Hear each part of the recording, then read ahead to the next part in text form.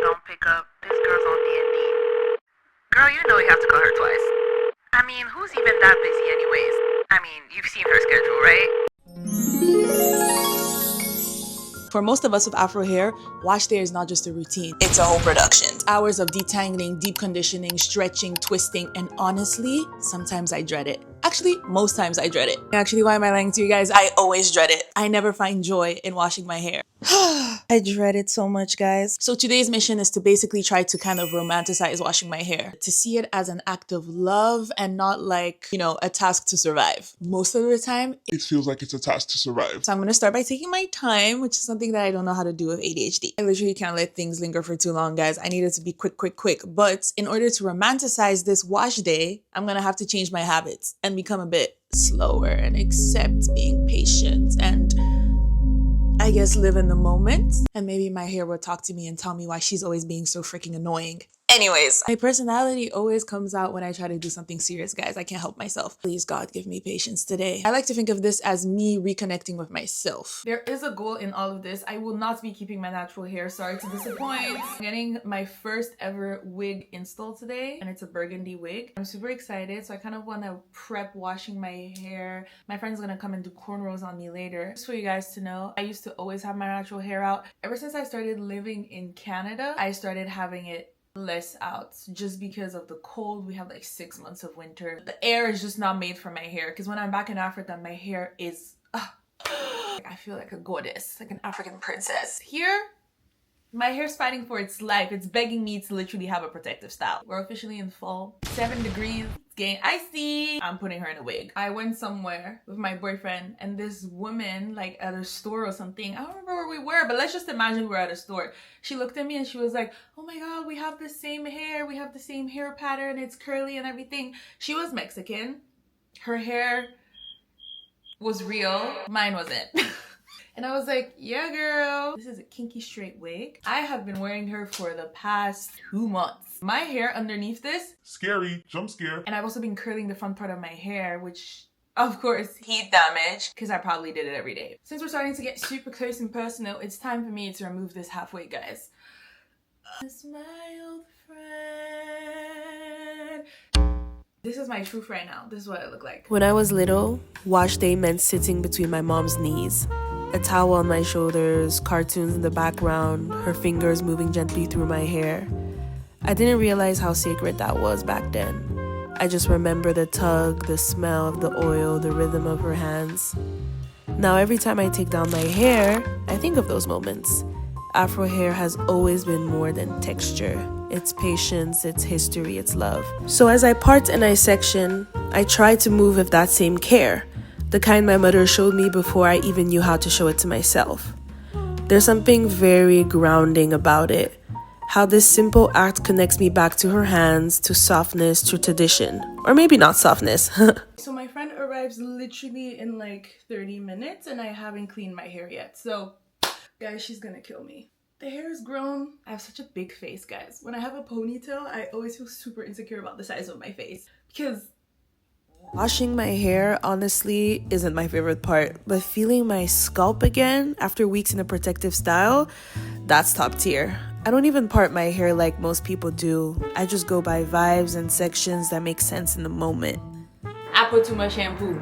Letting the water run through and feeling like my hair came back to life. It's messy, but it feels really good. I washed my hair, which took a quadrillion years, I'm not even gonna lie. Maggie's here even. Do you have anything to say? No. Sometimes there's nothing to say. I know a lot of people take the time to like part your hair and like section your hair and everything. The thing about me, is if I'm going to romanticize doing my hair, I need to do it my own way. In a way in which I am not going to crash out. I'm trying to be patient, but in my patience has its limits. Le Rouge has arrived. Hopefully it makes Maggie feel alive because she's about to tame this hair. I don't think she's ready. And I'm scared.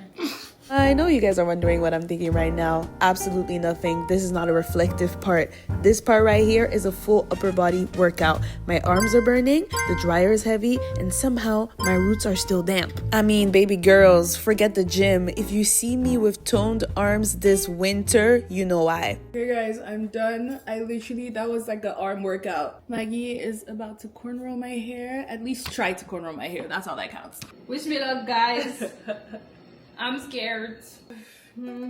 I am no longer sensitive because of my trauma. Drama. Yeah, my mom used to. Moi-même a déjà tressé, mais pas beaucoup, because I was always so scared. On faisait que me plaquer les cheveux. Tu vois le slick back? You're a real girl. My parents had relaxed my hair when I was small. My dad wanted us to have hair like Obama's kids' hair. That's crazy. Like, at some point when I started going to Paris and seeing all my friends, and then all my friends in Paris had afros, I wanted an afro too. So used to. So I cut everything in Paris. Like, my mom didn't even know. It's crazy. So I cut all of my hair off. I mean, my hair is relaxed, you know. Oh yeah, it makes it easier for the Parce hairstyles que, that you do. ouais, Je franchement, comprends, I yeah. don't need to. Je relax parce que je dis, okay, it's easier to manage. I don't like having natural hair because it's so hard. Oh, she's long. I didn't expect it to be this long. Depuis She's je braid. long. Oh my god, my hair grew like crazy. I feel like my hair listens to me when I don't pay a lot of attention to her. When I do too much, she starts acting up. She starts not really cooperating. Do you remember your earliest memory of not liking your hair, doing your hair? Yeah, I remember because my aunt had a hair salon. They had to basically me piéger. Oh. Every single time I had to do my hair. My scalp is sensitive. I feel like even when I knew that I would be getting my hair done this day, I would have anxiety. I don't know how to explain it, but like the heavy feeling that you have in your chest. Because people would be like pulling on your hair so you would anticipate the pain. Yeah, I felt the pain to my whole body. When you touch my tête, it's like I feel it in my heart and in my legs even, because it's so bad. Even now when you're pulling, I feel it in my body, but it just doesn't do anything to me because I was so used to getting my hair pulled. It was near my grandmother's house and I loved going to my grandma's, mais genre le salon était dans la maison. Pas dans la maison. Yeah, but like close to it. Yeah, close to it. I knew that if I went to my grandma's, they would take me there to get my hair done. I can't imagine the pain of having a sensitive scalp and having braids done, because also when you're small, saying that it hurts is not really taken seriously. It is. As an adult, at all. As an adult, if I tell you, oh, this is hurt, she will listen and she'll be like, oh, let me untighten this. Yeah. But when you're a child, you have no agency over anything. When I was like growing up, it was harder because then they would be like, you're grown now. This shouldn't be a problem. This shouldn't like, hurt you. But it was an actual problem because they weren't listening to you. Exactly. That's why sometimes when people contact me, like on Instagram and stuff, telling me, can I do your hair? Please leave me alone. Please leave me alone. Look at the hair. One time I took the train to go to work and I had my afro out and this old lady came up to me, and people always have an excuse of, oh, she's old, she doesn't know better. Please. She knows. She knows. Please. She wouldn't do that to a white person. Like strangers. Like I was flabbergasted. I literally froze and I was like, oh my god, please don't touch my hair. I feel like I would scream. Yes. You go to a salon, 20 people are on your head taking care of you. They give you food, they give you water. Your mom comes to pick you up. Like it's a whole childhood memory. And I think it makes you more communal because you feel like you have community, whilst I feel like not a lot of people can experience that. Having afro hair or having just being black and having that experience, it's kind of great. It's kind of top tier. Kind of top tier, yeah. I'm getting my wig installed. I love what I look like right now. Aujourd'hui, c'est pas pour faire le clown, mais pour vous parler de ma compagnie de cheveux. Alors, là, actuellement, je porte des cheveux qui viennent de ma compagnie, Maison Minel. Donc, si jamais ça vous intéresse, libre à vous de commander. Maggie vient, Maggie elle porte les cheveux. Et si jamais vous voulez vous coiffer, parce que oui, cette coiffure, bien évidemment, je vends des cheveux, mais je ne suis pas coiffeuse. Je me trouve actuellement... Exactement. Dans un salon de coiffure, c'est celui de Cam Defect, en fait. J'ai dit que j'arrêtais de faire le clown. Cam's Effect decided to take the three of us in a day on her day off. But look at this hair. This is my hair. It's crazy how little things like doing your hair can trick you into thinking that you've got your life together. Living alone in your 20s is basically that.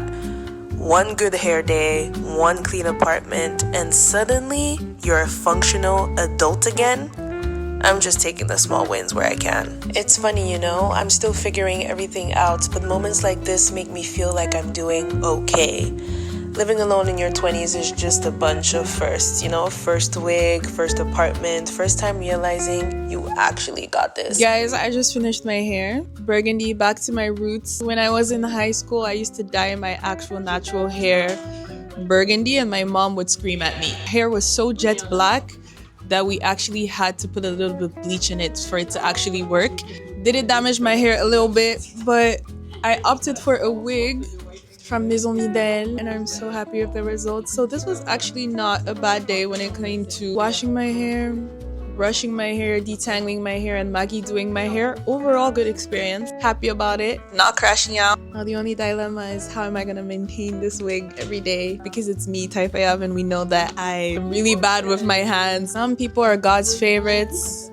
God said, I'm gonna give you a lot of hair. Told my sister, I'm gonna give you a lot of hair. I'm not here to complain. I woke up extremely sick this morning. When I went to bed yesterday, I could feel my throat doing that thing, that little tingly thing that's like, hey girl, you're about to be sick. Also, if you see things come out of my nose during this video, Hey, I'm just a human being and I'm trying to survive as much as you guys are trying to survive. you know what I was thinking? I was in bed and I woke up and I was like, oh my god, I'm sick because I washed my hair. Guys, I'm joking. Why would I be sick after doing all that manual labor? Why? How? So after all the care, the patience of washing my hair, the detangling, I decided to switch things up. It's the same love, the same appreciation. It's just a different look. Okay, I look crazy right now. Maybe need to get a straightener as well because I look a bit crazy right now. Yesterday they told me, Taïfa, you have to sleep with sleepless curls. I was like, who's that? You know what? I've always wanted to have colorful hair. Ideally, I would want to have baby pink hair, guys. I'm not even gonna lie. Burgundy is just my favorite color, so I've always just stuck to burgundy. And because I had an afro, I was like, how am I gonna do baby pink hair with an afro? So I finna do burgundy because I know it's gonna look good on my skin. We're gonna attempt to curl, but we're not gonna be curling seriously. I truly think there's something so beautiful about versatility, like the fact that I'm able to like protect my hair, experiment, and all of those times it's still me. Like, I'm still the same person. I mean, I can choose to adopt another personality, which I do often, but it's still me, you know? A lot of people think that when you put a wig on, you're hiding your natural hair, when that's not what it is about. At least not for me. I feel like when I'm able to do different things with my hair, I'm just kind of honoring my natural hair because I'm giving her rest, basically, and I'm also having fun in the process of giving her rest. Like, what do you actually freaking mean? I can wake up tomorrow morning, decide to remove my wig, get like boho braids. Then I can also wake up the following day and decide to get like cornrows. I can wake up the day after that, I can do a bob with another different wig. I can be blonde, I can do whatever I want. As I curl each strand, technical difficulty. Look at me trying to be cinematic and cool and then this happens. Oh! Every time I curl each strand, I'm just reminded that black hair is literally limitless. This is really me like romanticizing every part of the process because honestly, each version of myself always just feels like home. I look like an anime character. I love my hair. We had a little good chat, guys. Or I had a chat with myself, but regardless, I love you guys. Mwah. It started with water, the kind that cleanses, the kind that teaches you to begin again. My curls alive and free, whispered stories of every season I've grown through. Then came the lace, the silk, the gentle touch of transformation. Not to hide, but to reveal something new. Burgundy like fire, like love, like the women we've become. We've laughed in unison, like a symphony of becoming. Glasses clinked, light danced across our faces, and in every reflection, I saw power dressed in softness. We weren't matching, we were mirroring. Echoes of confidence, reflections of our own creation. This isn't a mask, it's a love letter to every version of ourselves we've dared to become. Hair washed, wig laid, hearts full, a toast to rebirth, to beauty shared in laughter, and to the quiet power of becoming together.